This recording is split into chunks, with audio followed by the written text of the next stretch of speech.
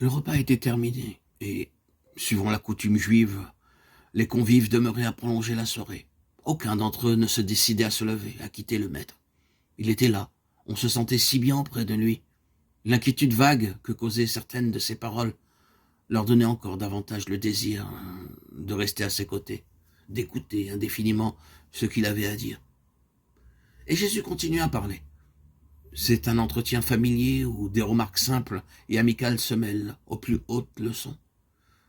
Mes petits enfants, je ne suis plus avec vous que pour peu de temps. Quand même, de tels mots les inquiètent tous. Ils veulent des précisions. Y a-t-il un danger immédiat?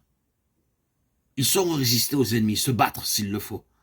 Seigneur, s'écrie Pierre, avec vous je suis prêt à aller en prison et à la mort. Et Jésus lui répond, doucement, avec un peu de moquerie triste. Ah, Pierre, cette nuit même, avant que le coq ait chanté 2 fois, tu m'auras renié 3 fois.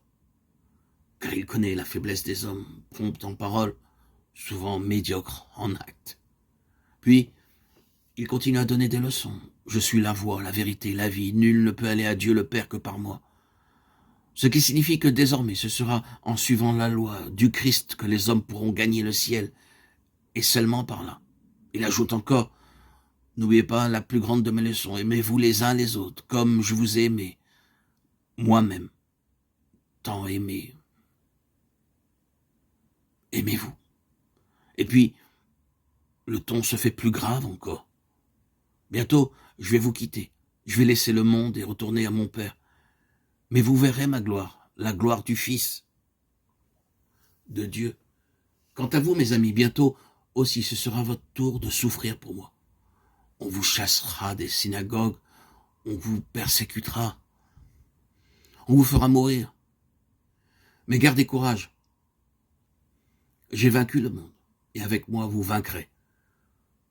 Je ne vous laisserai point orphelin.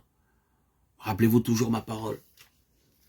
Il n'y a pas de plus grande preuve d'amour que de donner sa vie pour ce qu'on aime.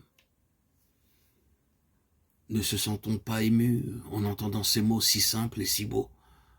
Jésus, qui va mourir, qui le sait en cette heure dernière, ne pense qu'à ses amis, qu'aux hommes, à ceux à qui il est venu donner l'espérance et la consolation. Paroles si admirables que dans son évangile, Saint Jean a voulu les garder toutes et que ces derniers mots du Christ nous sont rapportés par lui avec une complète précision. Et au moment où tout s'achève, où il va falloir se lever et quitter la salle de la Pâque, Jésus veut prononcer encore une ultime prière. Il lève la tête et s'adressant à son Père. « Père, dit-il, l'heure est venue. Et je vous prie pour ces hommes que vous m'avez confiés. Moi, je ne suis déjà plus du monde, mais eux, ils en sont encore. Gardez-les, Père saints. Faites qu'ils aient en eux la plénitude de votre joie. Et je ne prie pas seulement pour ces 11 qui m'entourent, je prie pour tous les hommes, pour tous ceux qui croient en moi. Père, là où je vais, je veux qu'ils soient tous avec moi. Je veux que l'amour dont vous m'avez aimé soit en eux tous, et que, moi aussi, je sois en eux tous.